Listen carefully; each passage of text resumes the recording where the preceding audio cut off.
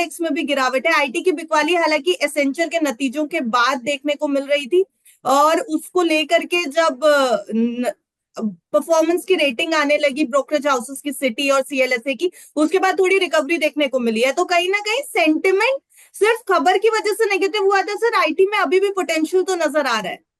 सी IT में again, जैसे कि हमने पिछली बार भी बात करी थी, 2025 में पॉजिटिव रिटर्न्स आना जी डिफिकल्ट है, बिकॉज जो डेंट 2-3 महीनों में आया है वो बहुत बड़ा आया है। तो हाँ, हमें बाउंस जरूर देखने मिलेगा आईटी इंडेक्स में, बट मैं यही मान के चलो कि आईटी में अगर आप बाय कर रहे हो तो पोजिशनली या फिर ट्रेड के हिसाब से ना करे, बिकॉज अभी काफी हद तक करेक्शन आ चुका है। तो आप थोड़ा सा लंबा व्यू रखे, 5 से 6 महीने का, बिकॉज आईटी इंडेक्स हमने लास्ट टाइम भी जहां बात की थी करीबन 35,500 का सपोर्ट था ट्रेंड लाइन का।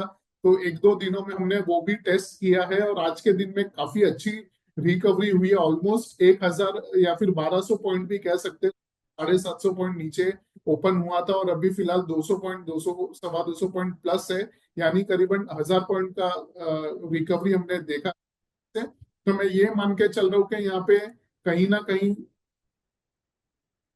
ना कहीं हमें हायर साइड में 38,000 तक के लेवल्स आईटी इंडेक्स में देखने को मिल सकते हैं। जी सर, मेटल इंडेक्स में भी आज गिरावट देखने को मिल रही है थोड़ी सी।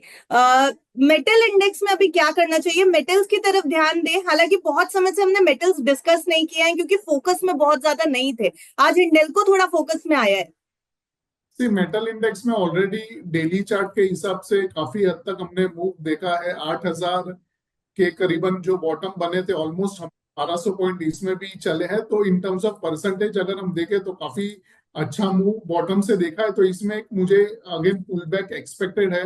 कहीं ना कहीं जो इंडेक्स है वो वापस से 8,800 8,900 के लेवल टेस्ट कर सकता है। तो इसमें भी वेट करना है, थोड़ा सा नीचे मिले तो ही बाय करना है। इन टर्म्स ऑफ स्टॉक की बात करें तो हिंडाल्को की जैसे कि बात है, हिंडाल्को अकेला एक ऐसा स्टॉक है जो काफी हद तक रैली कर चुका।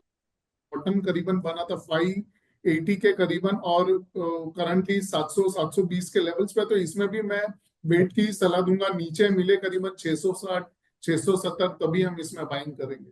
तो सर ये वाला वीक तो बाजार के लिए पॉजिटिव नोट पे खत्म हो रहा है। हालांकि आधे दिन की ट्रेडिंग अभी बाकी है, पर हम उम्मीद यही कर रहे हैं कि हरे निशान में बाजार आज भी क्लोजिंग देकर के जाएगा। पिछले लगातार एक हफ्ते से क्लोजिंग जो है वो हरे निशान में ही मिल रही है बाजार को। आने वाले वीक के लिए आपसे जरूर एक प्रिडिक्शन चाहूंगी सर, कैसा एक्सपेक्ट कर रहे हैं आने वाले हफ्ते में बाजार को? आने वाले जो भी, पहले हम नेक्स्ट वीक की बात करेंगे। सबसे पहले दो सिनारियो मुझे लग रहे हैं। एक होगा कि करंट लेवल जो है 23,400 300 वाला, वहां से और थोड़ा सा हम एक्सटेंड करेंगे आगे करीबन 23,600 23,700, और फिर एक शार्प करेक्शन करीबन 300-400 पॉइंट का, यानी 22,200 22,100 तक देख सकते हैं।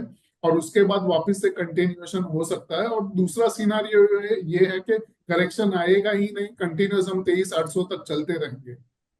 जी सो जो पहला वाला सिनारियो मैंने बताया वो मुझे मार्केट के लिए और ओवरऑल टेक्निकली हेल्दी वो लग रहा है, कंपेयर टू डायरेक्ट 23,800 जाए। बिकॉज अगर हम डायरेक्ट 23,800 जाएंगे तो वही स्पीड से वापस से नीचे भी आ सकते हैं।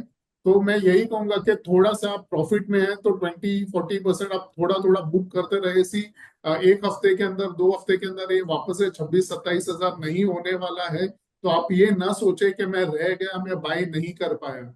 जी जैसे हम फोमो कहते हैं, फियर ऑफ मिसिंग आउट, वो जी। नहीं होना चाहिए। मिलेगा आपको बाय करने के लिए।